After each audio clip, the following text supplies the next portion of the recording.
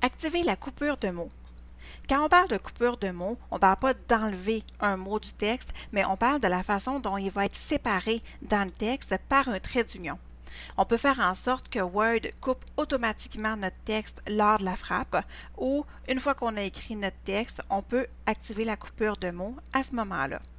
On peut aussi utiliser la coupure de mots manuelle pour que Word nous propose des coupures de mots qu'on va soit accepter ou refuser, mais c'est vraiment beaucoup plus long à faire. Donc, la coupure de mots automatique est vraiment moins compliquée. C'est ce que je vous montre donc dans cette petite capsule.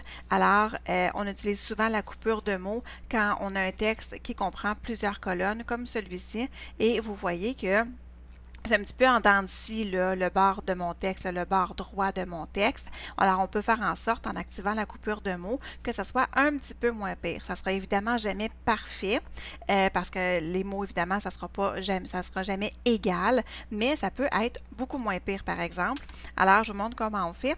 On va dans l'onglet Mise en page, et dans le groupe Mise en page, on a un bouton qui s'appelle Coupure de mots. On va cliquer sur la flèche. On n'est évidemment à aucune en ce moment. Je vais sélectionner automatique pour que vous puissiez voir la différence qui va s'effectuer dans le texte. Alors, et voilà. Donc, vous voyez que c'est beaucoup moins pire au niveau là, de la visibilité qu'on avait en dents de scie. C'est beaucoup moins pire comme ça.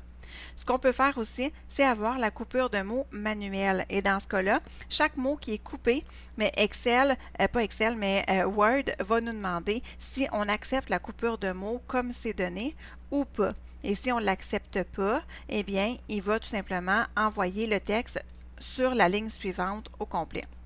Par exemple, si j'ai le mot dessin qui est coupé, alors je peux lui dire oui pour que ça reste coupé comme ça. Si je lui dis non, mes dessin va s'en aller tout simplement sur l'autre ligne.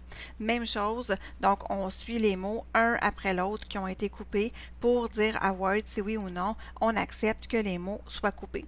Évidemment, on peut rester avec notre coupure en français, donc c'est bien important qu'on soit dans la bonne langue. Pour s'assurer qu'on est dans la bonne langue, on va dans l'onglet Révision, Langue.